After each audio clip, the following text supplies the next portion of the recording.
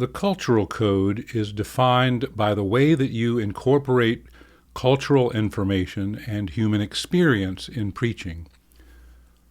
Culture is merely the sedimentation of human experience over time. The experiences that we have over time, they become layered and are expressed within the larger culture, and this takes a lot of different forms: music, art, stories, images, the furniture we like, the cliches that we use, home decorations that we like, things that we buy and purchase, assumptions about what makes for the good life, food preferences, and all kinds of things. All of these things taken together constitute the cultural life in which we live, and they are encoded in sermons as what I call the cultural code. Now, many people take in what we are saying in preaching through the aperture of the cultural code rather than through cognitive reflection, scriptural remembrance, and so on. These people are more interested in relating your message to their experiences and their cultural interests than wrestling with complicated theological ideas or uncovering the meaning of the biblical text, though these, of course, remain important. So the content of the cultural code in preaching is every reference within a sermon to the broader cultural context in which the congregation lives its life and to its aggregated experience. And this includes many different kinds of content, illustrations of all types, analogies, examples, metaphors, cliches, appeals to authority or maxims or proverbs, common opinions that are taken for granted, assumptions about manners or morals or appearance or furniture, furnishings, clothing, design, references to the arts, literature, movies, public ceremonies, sports, politics, customs, habits of body care. All these things are actually show up in many different ways in the way that culture is encoded within sermons. So it's very important for a preacher to become aware of their typical homiletical culture, and I often have preachers who've been preaching for a while go back into their preaching and take an inventory of what I call the homiletical culture in which they embed their ideas, the usual arenas of culture and human experience to which they appeal in their preaching. And this can make preachers aware of the potential for a lot of things, for instance, stereotyping, and possibly even the creation of subtle messages that are contrary to their theological commitments. For instance, I recall years ago after our family moved to another city, visiting a church for a while, and the preacher's messages and theology were quite good, inclusive, egalitarian, welcoming. But we felt like something was wrong, and when I analyzed his cultural code, I began to realize that many of his illustrations were from the legal world. He was an ex-lawyer. From sports, he was an avid sports fan, and he also coached Little League. Or from the military, he was a retired officer. And when he referred to families, they were always middle or upper class families, heterosexual parents, no single parent families. His assumptions about lifestyle were all decidedly upwardly mobile, and so on. So the problems we decided we were having with his preaching were related to his cultural coding and not with his semantic code or scriptural code or his theology. And so this is just one good reason for taking the analysis of one's culture seriously, because the cultural code in preaching is, in fact, the bearer tacitly of ideology, of some aspects of your worldview, and a lot of other tacit assumptions about life. Now, over time, the way that one manages culture in preaching is building up what I call the intertext of experience within a congregation. This intertext, at its most fundamental level, establishes where, in relationship to culture, one experiences gospel.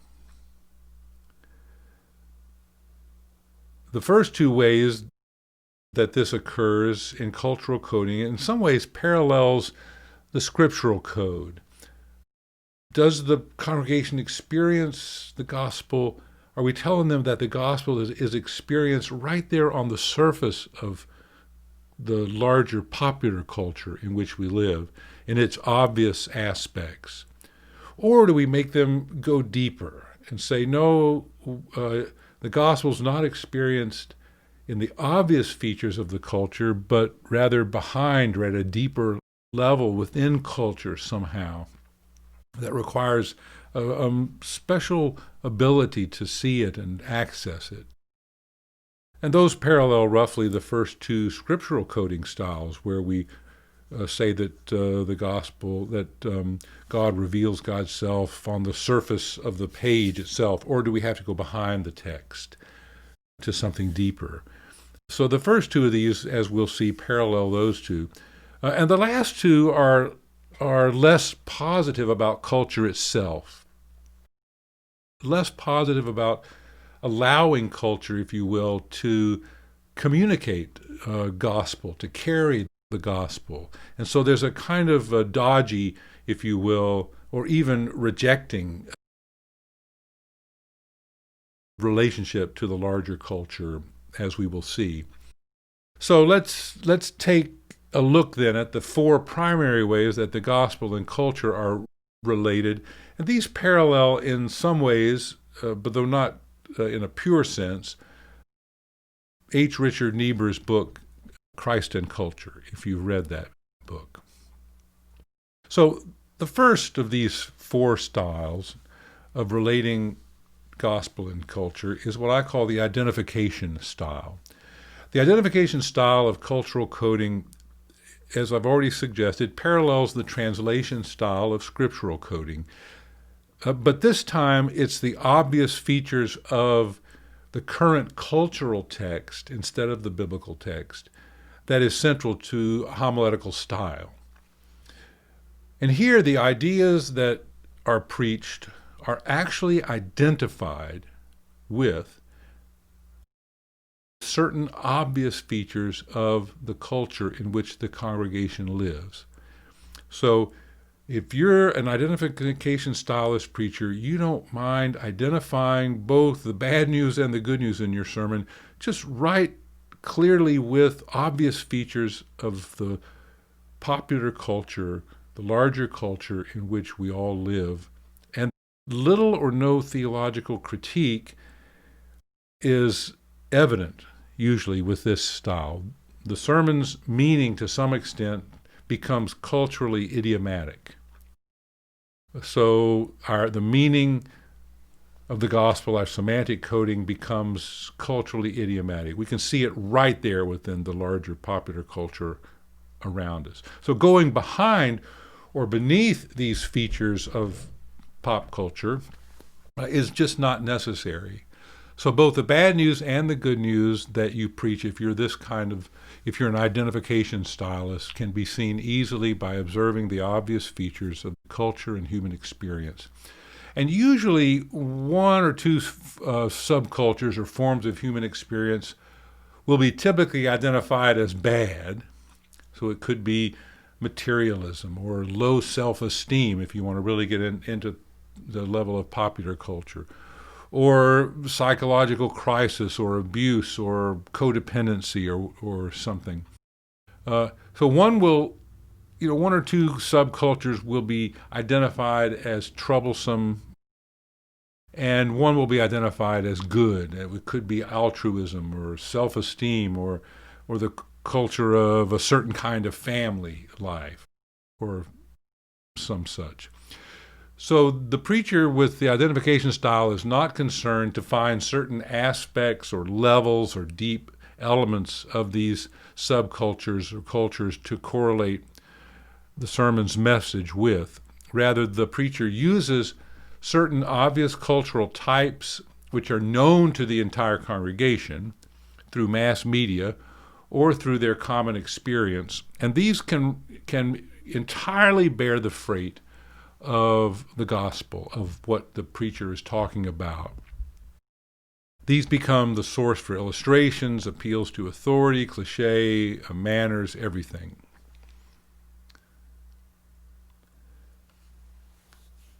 Now, if you're an identification stylist, what you're telling the congregation over time is that Christian experience is what I call an ideal experience. And this ideal can be drawn from either the cultural past, for example, the traditional Christian family that was Jerry Falwell years ago used to identify the gospel just wholesale with what he considered to be some kind of traditional Christian family that two parents at home, 2.5 children, happy in school, so on, always obeying parents. So this idealized form of experience could be drawn from the cultural past. There's a kind of nostalgia wrapped around that. Or the present. This changes, obviously, the idiom of what this experience, this ideal form of experience might be, changes as experience changes. I'm recalling years ago when I was in seminary in Southern California, Robert Schuller had the Crystal Cathedral, I believe that's what it was called, and everything that he talked about was possibility thinking, right?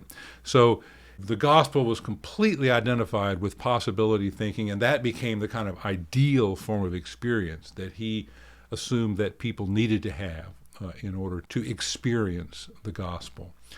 Or prosperity, Creflo Dollar, for instance, and many others within our culture have no problem identifying the gospel wholesale with prosperity as a kind of ideal form of experience. Or, this could take a lot of different shapes. That would be in the present. If we go to the future, I'm thinking of Martin Luther King Jr.'s beloved community or world house, a particular kind of cultural ideal of complete egalitarian experience. And he would show us images of this. So Christian experience becomes an idealized form of experience over time if this is the kind of preaching that we hear. This is what we're tacitly telling our congregation's experience is. Now, so some of the techniques, so what does this sound like? What does it look like? If you're looking and analyzing sermons, what are we looking for? What do we see here? So first of all, we see these ideal categories. We see the preacher identifying the gospel with popular or common sense good things within the audience, which could be financial self-esteem or financial increase, self-development, or good health, taking good care of one's health. If we see the gospel, the good news being identified to some extent with popular or common sense good things, then we may be seeing the identification style. A second thing we might look for are just popular cultural figures becoming heroes and authorities. In fact, there are certain sort of culturally accepted authorities and figures. Oprah Winfrey, for instance, Brene Brown is a popular one now. Susie Orman for financial advice, Sanjay Gupta for health advice, and so on.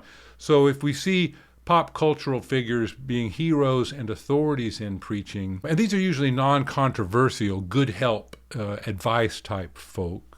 So if we see pop cultural figures being heroes and authorities, then we may be seeing the identification style. Identification stylists in the pulpit will identify also with their audiences by trying to become one to some extent with their audience, as their audiences see their best or favorite image of themselves.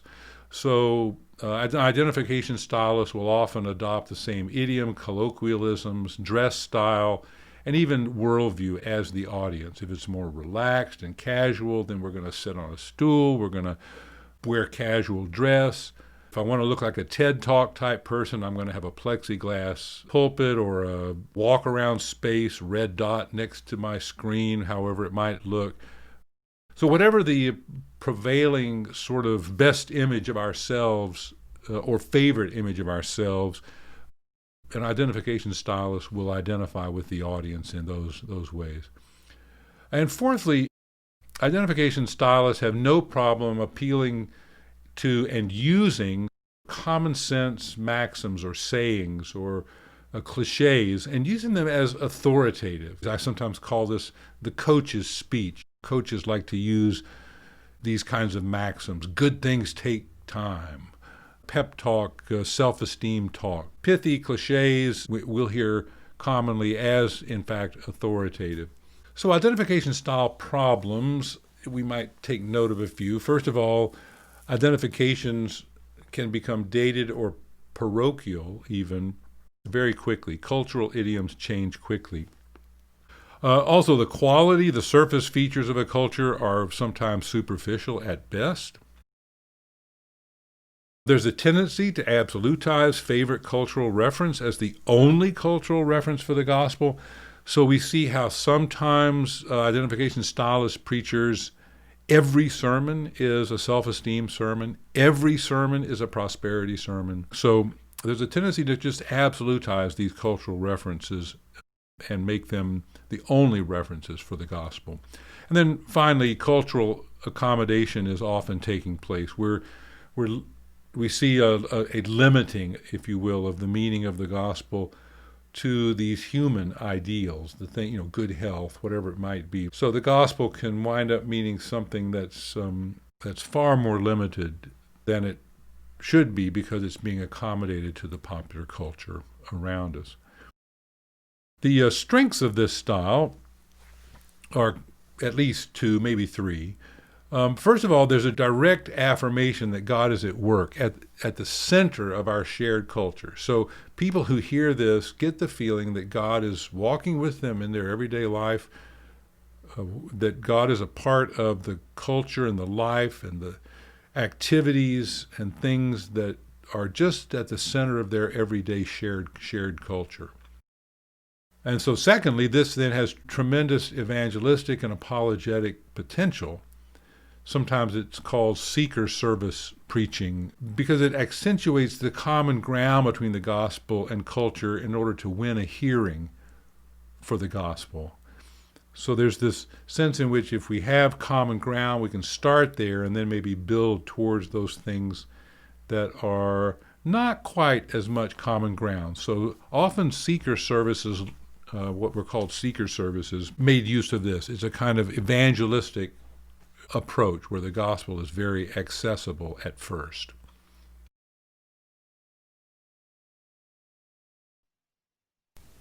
And Paul says we are not only to go on toward that goal, but we are to go after it with vigor. Notice his words, press on. The word means literally to strain.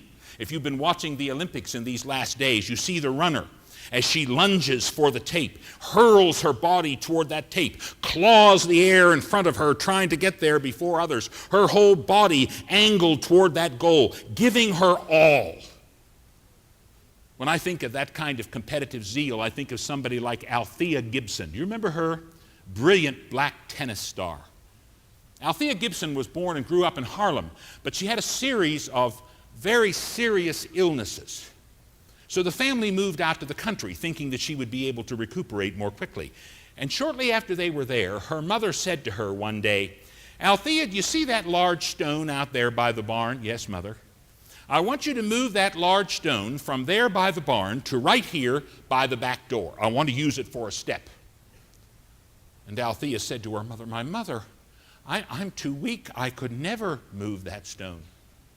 And her mother said, I know you're too weak, but you can move the stone. Maybe it's just a little bit each day, but you can move the stone. And she went out and she said later that she worked half of the day and she didn't think she moved it at all. And the next day maybe in half an inch. and the next day maybe an inch. And slowly but surely, she worked on it each and every day. Now, a normal, healthy girl of that age would have been able to move that stone from the one place to the other in about 15 minutes. It took Althea Gibson 10 weeks. But every day there was the discipline of the effort. There was the trying. There was the pressing on. There was the strain, until eventually she moved that stone. And out of the determination and out of the zeal and out of the growing strength which she had, she went on to become paddle tennis champion of Harlem, and then to win the highest women's tennis honors at Wimbledon. She was crowned by the Queen of England. She exemplifies, you see, high goals gone after with high discipline.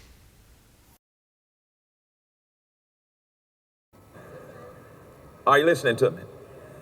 The Word of God says very, very specifically, God wants to bless His children. Say out loud, God wants to bless me. Turn to your neighbor and say, God wants to bless you. Turn to the other side and say, God wants to bless you. A friend of mine was telling the story about how this partner of his would buy him a brand new truck. And these vehicles were amazing. They were expensive. They were nice looking. And he said it was getting kind of embarrassing because people were asking him, was that his vehicle? And they said, wow, that's pretty good for a preacher. And I mean to tell you, it started embarrassing him. So he went to the guy that was buying the trucks and he said to him, you know, I don't know if I'm going to be able to accept any more from you because, man, this is getting kind of embarrassed. And the man looked at him and he said, if you aren't embarrassed by your level of prosperity, then there's a good chance you aren't depending upon God as your source. Ladies and gentlemen, it is time for you to be embarrassed by the level of your prosperity so that you can prove without a shadow of a doubt that God is my source. And I prophesy that in this year that God Almighty is going to bring some things in your life that's going to be somewhat embarrassing. Lord have mercy. Now, text in Luke 15, Luke says that Jesus was talking and some tax collectors and sinners came near to listen to him. Now, just as an aside, Dr. Mumford, this is an aside. I find it fascinating that whatever it was that the Pharisees had to say on a regular basis, these tax collectors and sinners did not come near to listen to them. Whatever it was that the scribes had to say, Mark said he didn't talk like a scribe. Whatever it was that the scribes had to say, these tax collectors and sinners did not come near to listen to them. Maybe there is a lesson right there. Maybe what church folk got to say ain't what people in need of help need to hear. Maybe what church folk got to say ain't what folk who are marginalized need to hear. Maybe what church folk got to say, you can't wear pants, ladies, in our church. Maybe what church folk got to say, if you're going to be in Ursha, you got to be in uniform. Maybe what church folk got to say, when you're saved, your skirt comes below your knee. Maybe what church folk got to say, when you got the Holy Ghost, you don't go to the movies, you don't listen to Jay-Z, Kanye West, Beyonce, or Rihanna. Maybe what church folk got to say, you ain't really saved unless you're speaking in tongues. Maybe what church folk got to say, slavery was ordained of God, white supremacy is God's will, the Ku Klux Klan is a Christian organization, that's why we burn a cross. Maybe what church folk got to say, the Southern Baptists, why are you worshiping tonight? Say that women should stay in their place, be barefooted in the winter, pregnant in the summer, subservient to her mate, and silent unless she's spoken to. Maybe what church folk got to say 10 years ago, Jerry Falwell, leading church person, said that the World Trade Center was demolished because of gays, lesbians, and the American Civil Liberties Union. That's church folk talking. When the levees broke in New Orleans, leading church folk said on television that it was God's punishment on a sin-filled city. When the earthquake hit Haiti, right-wing Christian church folk said it was because the Africans made a pact with the devil back in the 1780s. I wonder what the church folk gonna say now that the earthquake done hit Japan.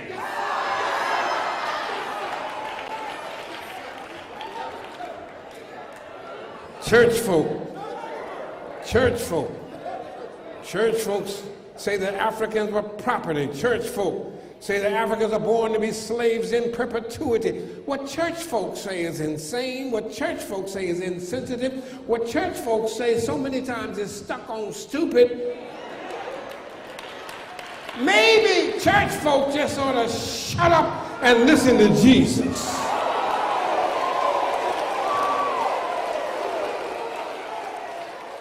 Second style is what I call the dialectical style.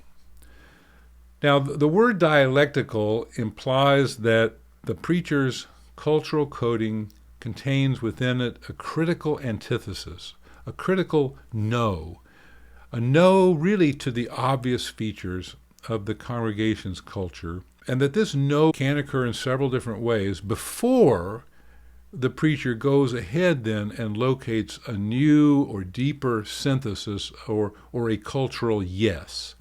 So we're going to hear a bit of a no, and then the preacher's going to help us find a more difficult to find cultural point of contact. So the dialectical style of cultural coding parallels the transitional style of scriptural coding where the preacher goes behind the text, except now the preacher is going behind or beneath or deep within the obvious features of culture and experience in search of deep or profound cultural coordinates for the good news and the bad news when preaching. As a preacher employing this style, you have this sense that the obvious features of our culture will just not do. If this is your style, you want to try to discover hidden and critically discerned aspects or levels of human experience that can be then synthesized with the message that you're preaching.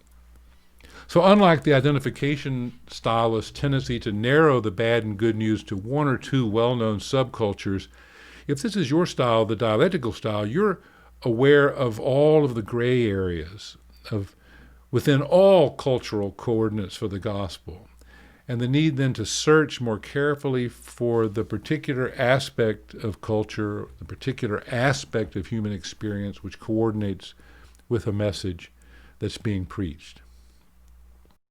So you're more likely, if this is your style, to be drawn to many different arenas of culture, not just the one that's most common to your congregation, but many different types of human experience as possible coordinates for your messages. Even unexpected or unpopular subcultures or forms of experience can be used if they contain a coordinate to your message. This approach is dialectical, as I've said. So dialectical thinkers always see a no in every yes and a yes in every no. Okay? They're always able to include those rhythms in their preaching. So this approach wants to include an implicit no to surface culture before making a positive yes move of relating the meaning of the gospel and culture at selected points. Over time, what we're telling our congregation, if we use this, is that the experience of the gospel is a profound experience. No longer an idealized form of experience, as it was in the identification style.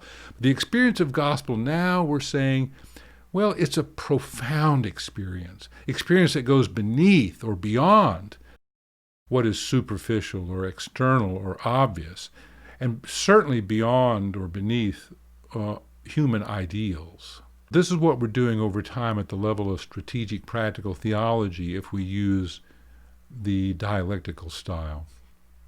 All right, let's look at the two techniques that are common. fairly straightforward. The first technique is then to locate the gospel just right there in ordinary acts of kindness or service or friendship or relationship, ordinary moments, tastings, if you will, of love or mercy or hope. It could be something that could occur over a cup of tea, at a visit in a nursing home, or delivering food during the COVID crisis, or at a food kitchen, or just in a good conversation, or cooking food with somebody. A turn of a phrase, or a word well placed, or a touch, or a hand held, any number of just ordinary kinds of experience, if they're shared at the right moment and in the right way in a sermon, can become shared moments of grace or mercy or love. So no grand or ideal types of heroism or living here necessarily, just small tactics, if you will, of gospel expression. This is how the gospel and human experience are coordinated in the dialectical style. The ordinary is the first technique that we'll likely see in this style. Or dialectical stylists often look for a place where the congregation least expects to find the gospel located. Often this will, in some small way, reverse, if you will, the hearer's assumptions about where the good news and the bad news are located in human experience. We assume the bad news is all over there and not here, and then suddenly we see, no, it's here, and over there there's something that's really the good news. So this kind of illustration can also find the unexpected in places where the good news of the gospel breaks in unexpectedly in a particular context. The day the Southern Baptist Convention established a sexual predator list and a sexual abuse policy, unexpected by many, many people, and yet there it was. Or the embrace of protester and police during the George Floyd protests. These unexpected places where we see grace or mercy or love or hope, if we have the eyes to see them. And of course, we need the preacher's eyes to help us see them. Problems, potentially, with the dialectical approach. Well, here there's going to be some accommodation. We're still communicating that the gospel is a larger version, if you will, of the deeper or most profound aspects of human life. There can be a little bit of critical pride, if you will, or elitism. We're communicating the assumption that we as preachers have special abilities to identify the true nature of things.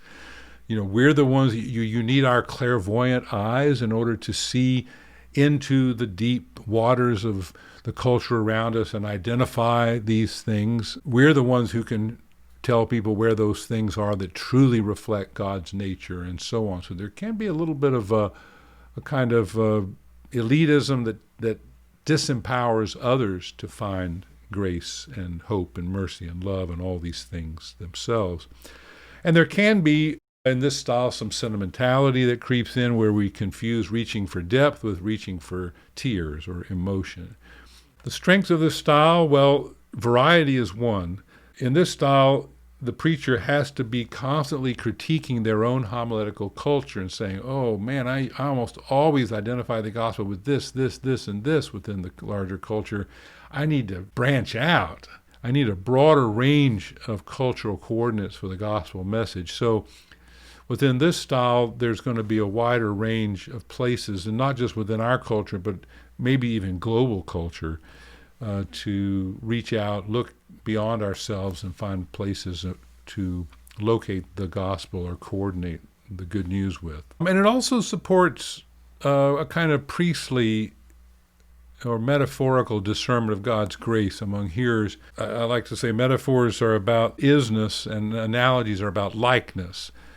So we're actually able to see something. This act within the culture is mercy, is truth, is God's love. So there's this priestly discernment. And by that I mean being able to see that within the culture around us, which is in fact sacramental, ordinary things becoming vehicles for things that are transcendent, just as bread and wine become vehicles for that which is transcendent. So there's a kind of priestly discernment that we're cultivating with this style. We're also affirming that God is at work at the depths of culture and experience. So in spite of how it seems on the surface of things, this style is training people to move to a deeper place and affirming that at those deep places God is still at work. And then finally, this is a measured approach. It's not a wholesale adoption of everything within the larger culture. It's a positive use of culture and experience without making culture and experience bear too much of the freight in communicating the gospel. And before moving on, we'll hear an example or two of the dialectical style. Water is potable and potent, and water is portable. The Samaritan woman at the well makes much of the fact that her well is the well of the ancestor Jacob, and her mountain is the one where her people worship. In contrast, Jesus offers himself a sustainable kind of water and a movable place for true worship. There's a kind of tension here, and if you've read Dr. Jennings' Grawemeyer-winning book about race, you'll feel the tension even more. Now, 2,000 years later, in a world transformed by both voluntary and involuntary displacements of peoples, we have to be reminded that Jesus' incarnation means that place and community are important, and that we lose a great deal when we dissociate from place. But we also have to acknowledge that there are times when liberation means leaving. Kentucky now has a program that helps families endangered by domestic violence to have a secret address. To choose life can mean leaving. Many Dalits in India reach a point where they can't bear being the untouchable ones, and they leave the social location of their ancestors to find a new place in Christ. To choose life can mean leaving. And even for someone whose displacement is not chosen, it's good news that the grace of God in Christ is portable. We do not have to be at Jacob's well, nor in Jerusalem, to drink of this water. We can be in rehab. We can be in jail or in captivity. The living water cannot be made to stay in one place. It is Emmanuel, God with us. It's a boundless love that reaches out to all. It's an active love. It's a love not from a distance, but close at hand. It's a love which means that we are willing to open ourselves to one another, to be touched by each other, to become vulnerable to each other. That moment came for me on a Sunday many years ago when I stood in line to get into Glide Memorial Church. Located in San Francisco, I went to hear Cecil Williams preach. And Cecil had done the Glide Memorial what a lot of folk are trying to do with downtown urban churches. He had taken that church that was dying and created a genuine community that was open to all. It was a people's church. And people were there. People from all over the community were there. Gay people and straight people, black people and white people, people who had degrees and people who had no degrees, people who were impoverished and people who had a little something. They were all there into that church. I walked in and crowded my way into a pew and sat down. As I sat down, I looked up, and coming into that same pew was another person. I kept waiting, watching and waiting, trying to figure out how that person was going to make space in an already crowded pew for himself.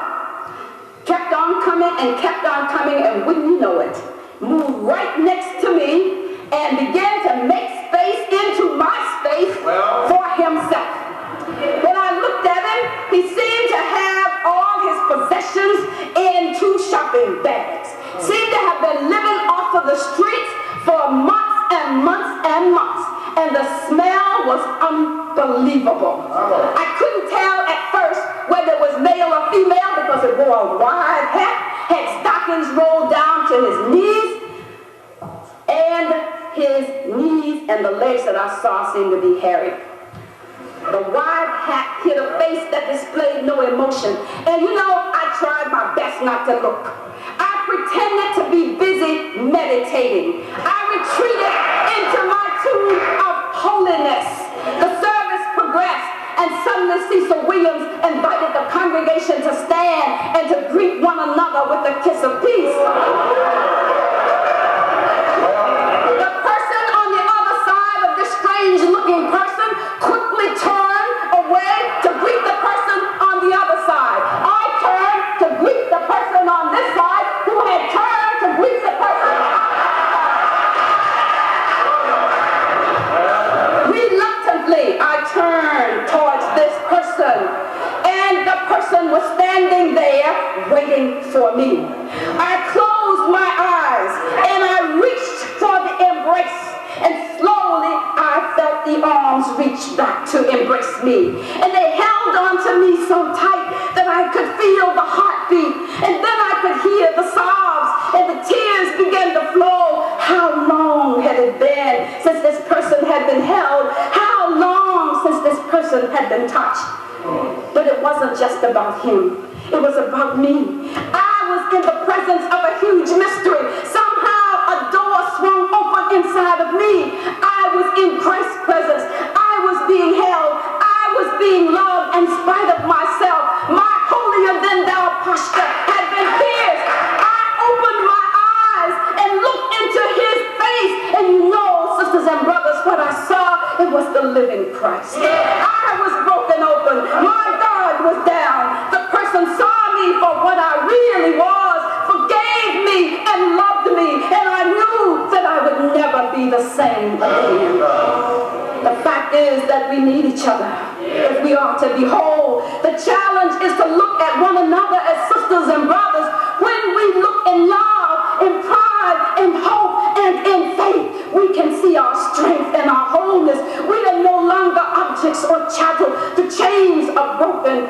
This is the time to symbolize our determination to walk together, to run together, to pray together, and not to get weary. Our brother Martin says, no individual can live alone. No person or nation can be free or at peace without bestowing freedom and peace upon humanity as a whole.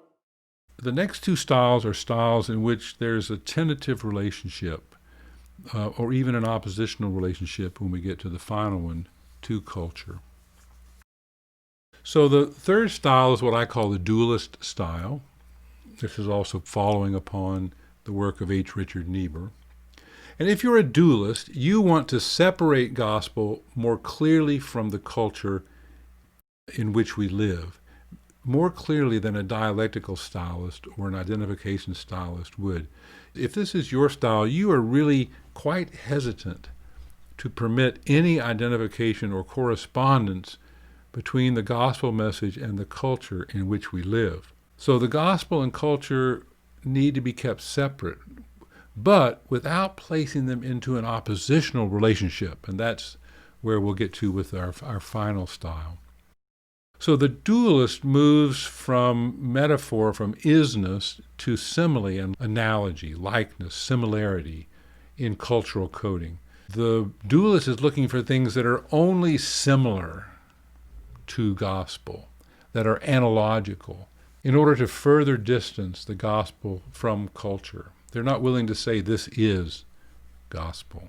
I like to say that this is a utilitarian way of using culture and experience in preaching.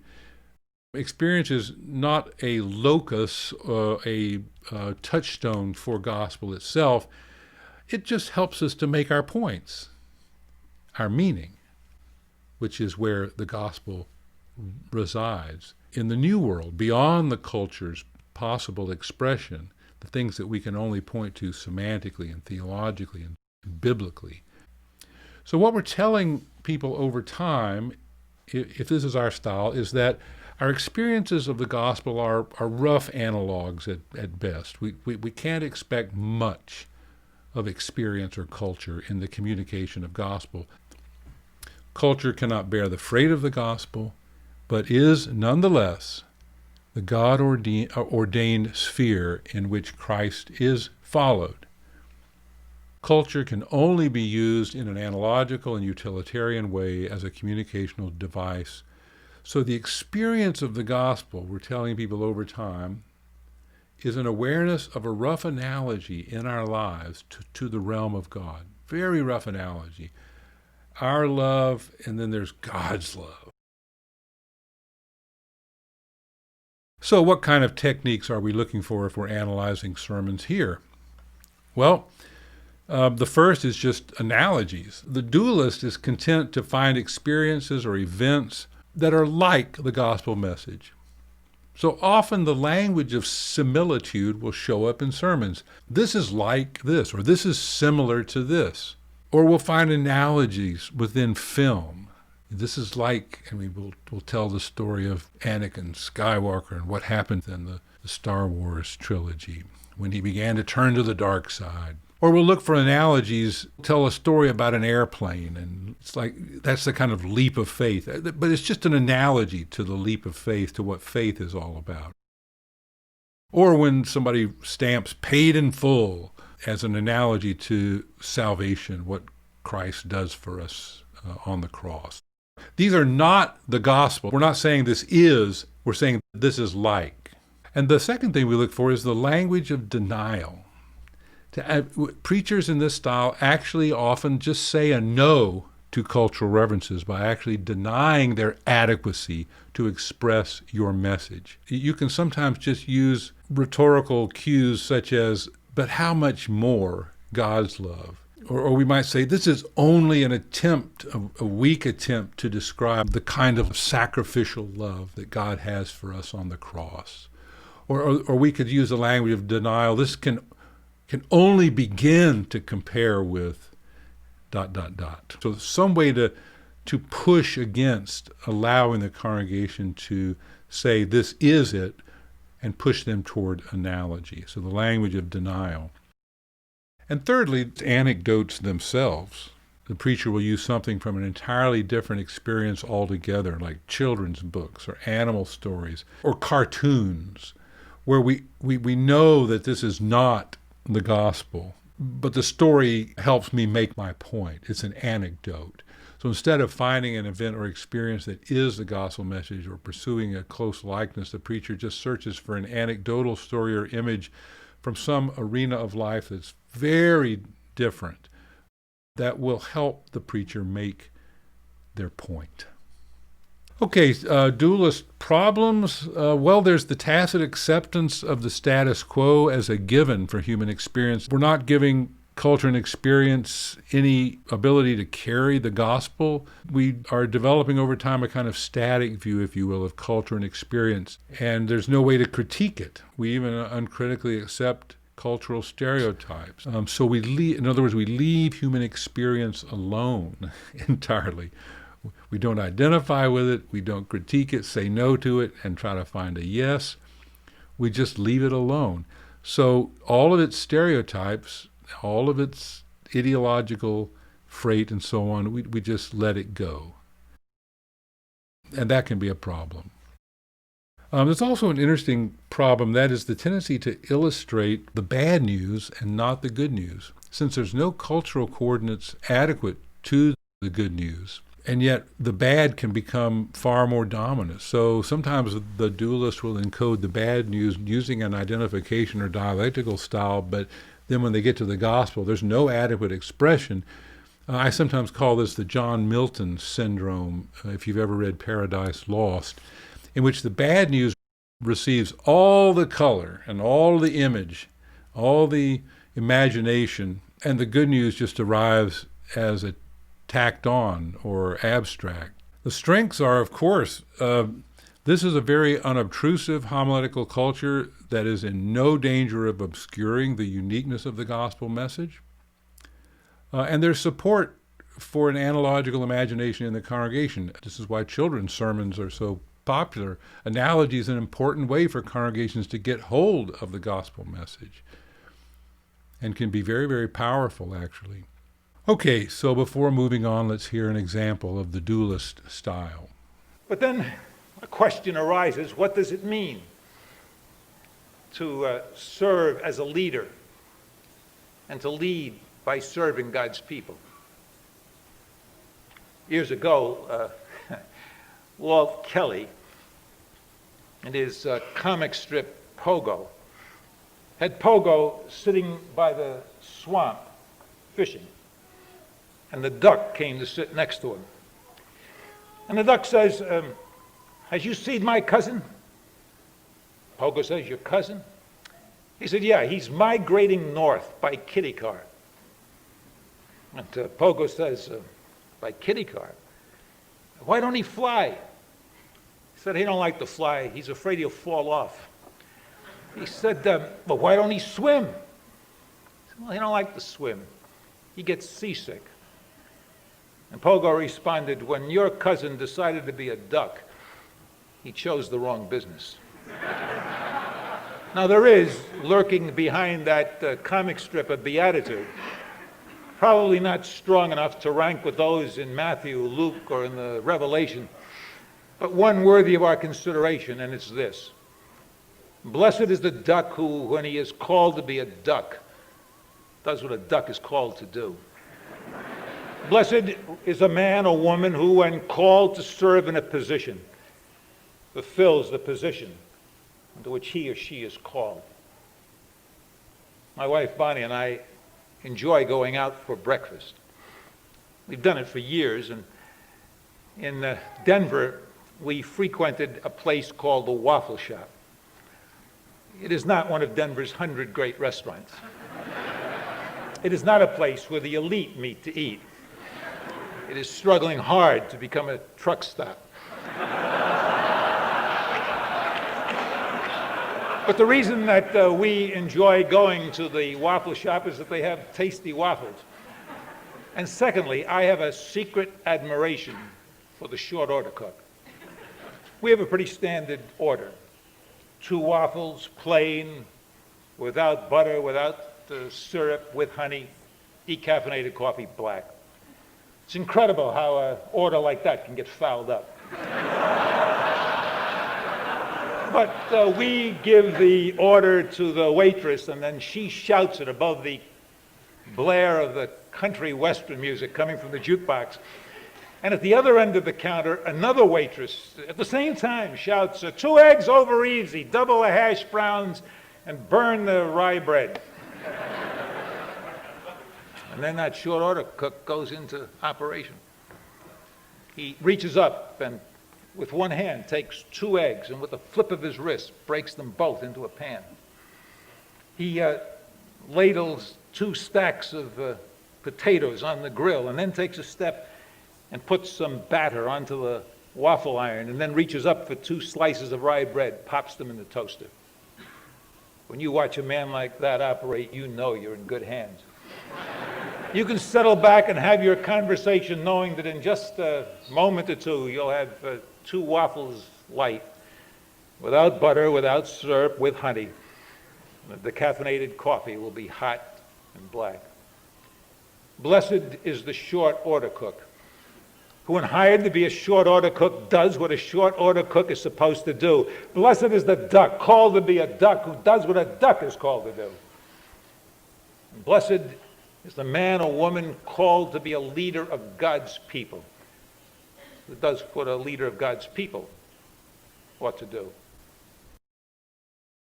All right, the final style is this, what I call the separatist style. This is Niebuhr's Christ against culture, if you will. The previous one, by the way, would be the dualist style, is really his Christ and culture in paradox. So this is the separatist style, and the separatist moves beyond analogy to comparison and contrast.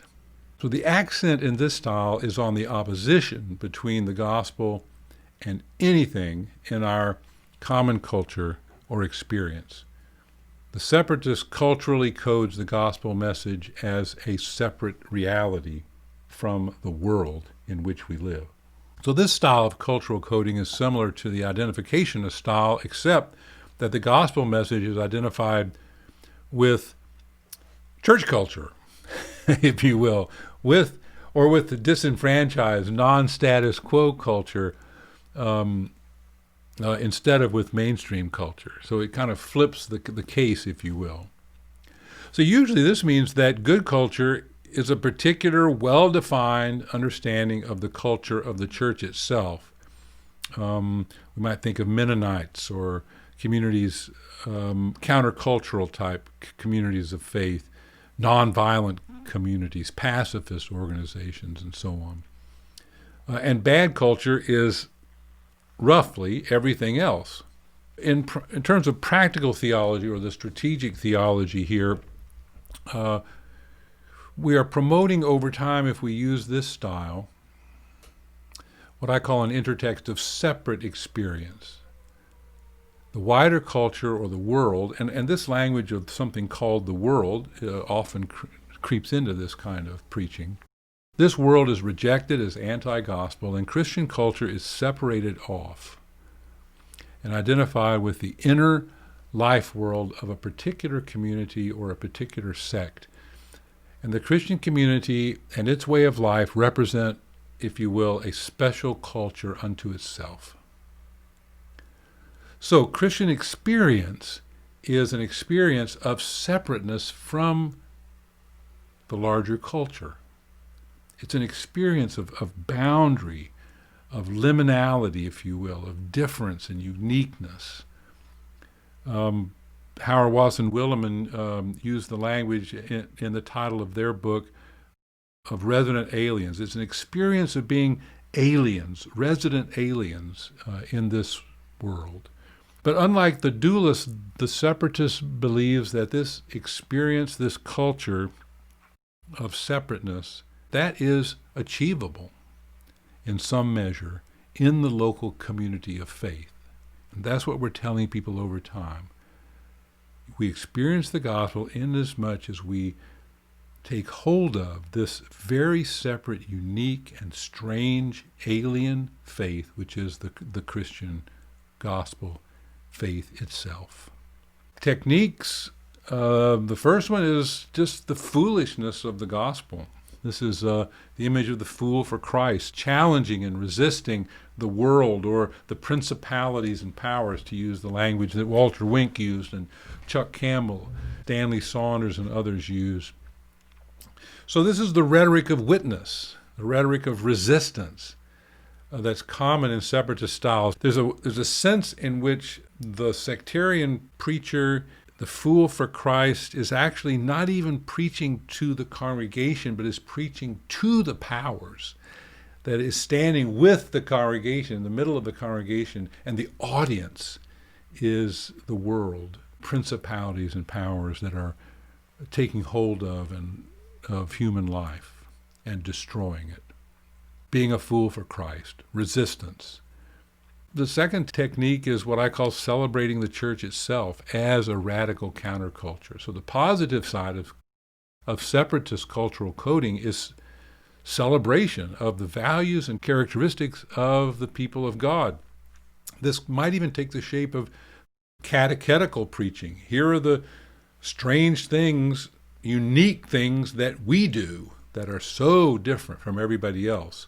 And we want to celebrate then the stories of saints, those who were distinctive Christian exemplars, like Dorothy Day, for instance, both present and past. This is where we get our illustrations. Those who are strange, resident alien Bible people in this world who are radically hospitable, who worship in a countercultural way, who stand firm against the violence in this world, who are radically disciples. Separatist stylists are also known for calling out and naming the principalities and powers, sometimes in just hyperbolic language. The powers around us are hungry. They are like a huge demonic machine.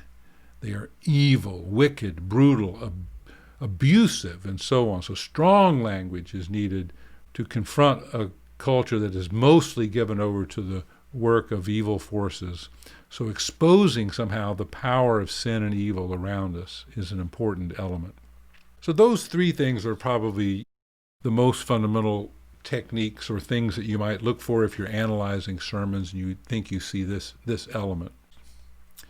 Problems are fairly straightforward here. There's a potential narrowness and exclusivity where we're inviting people to live in a suspicion or an opposition to culture in such a way that it actually suffuses grace that might really be all around us within the larger culture. So we're narrowing people's vision of where the gospel is and where it might be experienced in a way that can be even excluding, exclusive. There's also the potential here for a kind of false consciousness to creep in. We're acting as if the culture's all out there and forgetting the fact that it's also in here as well.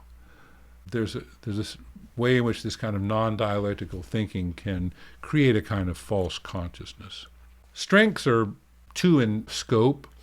First is that this style accentuates the unique identity of the Christian community and its mission. If you want a style of cultural coding that really hunkers down on the uniqueness of the identity of the church and its mission in the world, this is it. And secondly, in building on that, this style communicates single-heartedness, experiential direction, commitment, even zeal. If you want a style that really is focused and energized and has a kind of lively power to it, this is certainly it. Gathering with our congressman where we were to talk about health care. But the congressman couldn't get to the health care bill, which I couldn't understand, and went there to get some enlightenment on. He couldn't get to it because everybody was screaming at him. And they were screaming at him, and he sounded like a room full of Glenn Beck or something. Everybody screaming and everybody shouting and all. And I got no problem with people shouting and deriding and ridiculing congressmen. But I thought, wow, there's just a lot of heat in this room. And this woman stood up and said, you know, we've had about 6 speakers say that they are perfectly well satisfied with their health care, HMO health care plans, that they are thrilled with their medical care and they don't want anybody to mess with it. But she said, let me ask you this, and I'm asking this because I'm a Baptist. But, and I'm a Baptist, and so I'm not permitted simply to say, am I satisfied with my health care plan? And I got to ask, am I satisfied with my neighbor's health care plan? Because I follow Jesus Christ, and he makes us worry about stuff that the rest of the world doesn't have to worry about. It seemed to me just a little instance of somebody that's worshiped a true and living God being forced to live out that in a way different than 9 out of 10 everybody else. I'm a bishop, and this means that basically what I do is I sit there each day and receive letters from lay people complaining about their pastors. And I answer these letters. And I got a letter one day that said, we gathered at our Methodist church, and we gathered for worship, and the preacher, during the service, prayed for the soul of Osama bin Laden. And I'll tell you, we don't come to church to hear stuff like that, and we were shocked, and this preacher seems to be losing his mind, and get rid of this preacher, and you're the bishop. And well, I called the preacher, and I said, you know, these lay people, what can you do with them? I got a letter here that claims that you stood up in divine service and prayed for Osama bin Laden. And I just wondered how I should respond. And he said, yeah, I did. I said, you did? Well, let me tell you, the lay people don't know how to take that kind of stuff. They don't come to church for stuff like that. And he said, Bishop, just for your information, just to put things in context. I believe that the Jew that was tortured to death by the government, the same one who commanded, you pray for your enemies, you bless those who persecute you. I happen to believe he was the Son of God. I said, all right, thank you. Good to talk with you. Yeah. As Christians, we carry 2 passports. We're members of a kingdom that we love and to which we're indebted, but we're also forced to carry another passport which forces us when we gather to pray. You just prayed this earlier. Thy kingdom come, thy will be done on earth as it will be completely in heaven. I bring you greetings in Christ Jesus from your brothers and sisters on the other side of the city, where we're in the middle of a fight over feeding the poor and the alien, our neighbors, as in today's Old Testament lesson. Every Friday, right around the altar in the middle of St. Gregory's sanctuary, we set up a sort of free farmer's market and give away literally tons of fresh groceries to as many as 500 people, foreigners, thieves, whores, widows, cripples, little children, anybody who shows up. But recently, we've been hearing complaints that poor people are cheating us. In particular, there's a lot of buzz about the problem of elderly Chinese immigrants who supposedly visit more than one food pantry and sometimes resell the food they get. Some of the complaints are rooted in racism.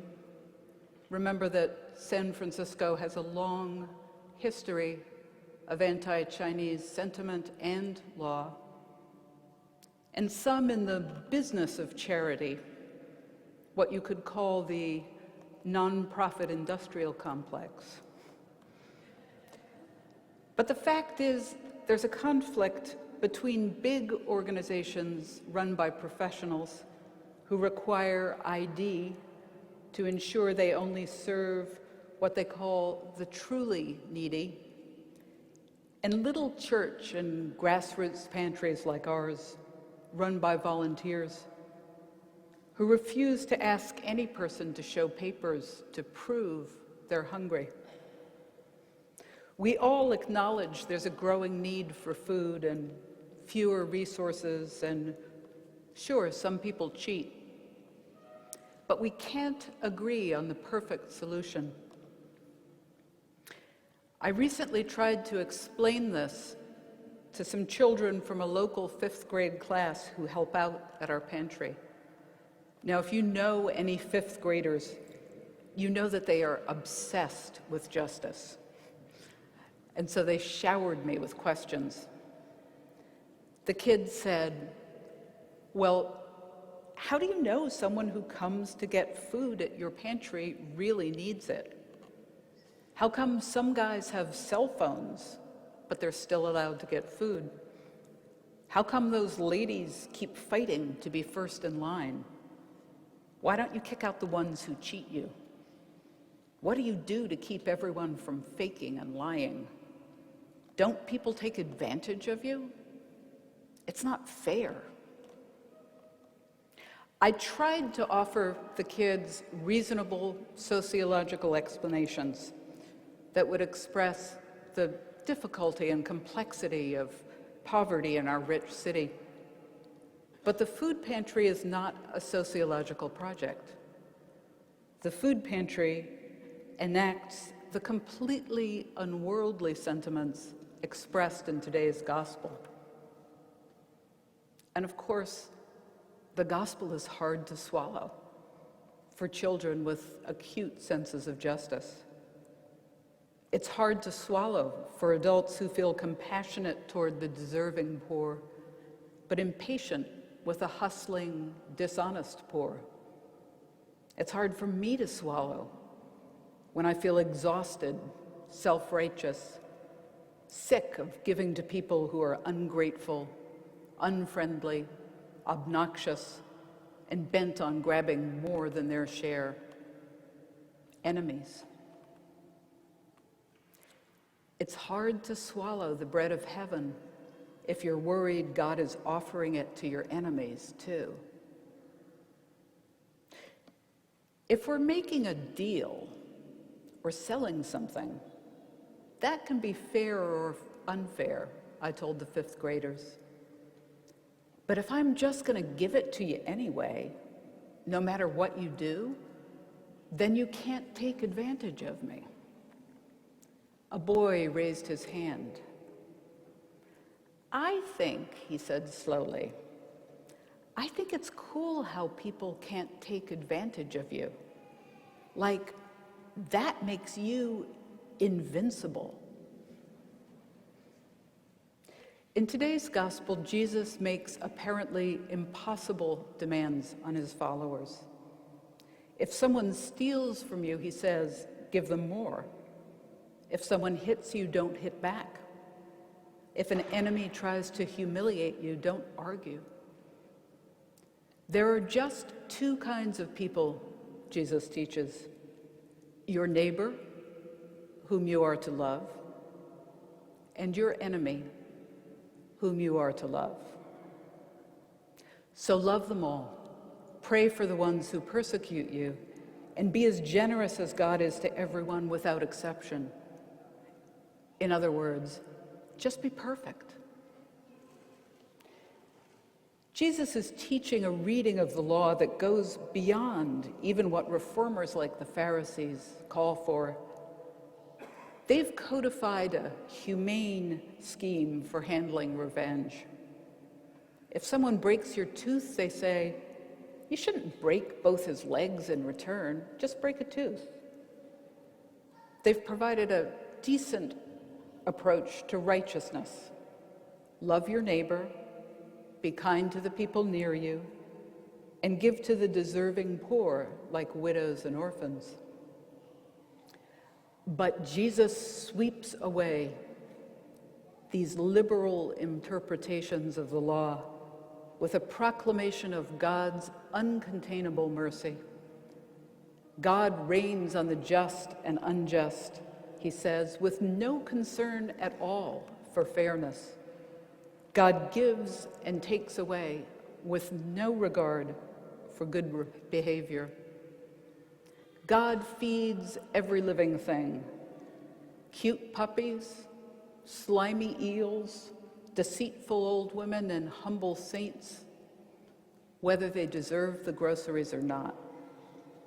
This is the nature of divine perfection, Jesus teaches. And then he insists that we too must be perfect. So, to summarize and draw this to an end, these are our basic options. An identification of style, which promotes over time an ideal form of experience. That's what we're saying. The experience of the gospel is an ideal experience of a particular type, a cultural ideal. Dialectical style, where we're saying that the experience of the gospel is a profound experience, within the larger culture. A dualist style, in which we're saying that the gospel can only be experienced analogically, as in rough analogies, anecdotes.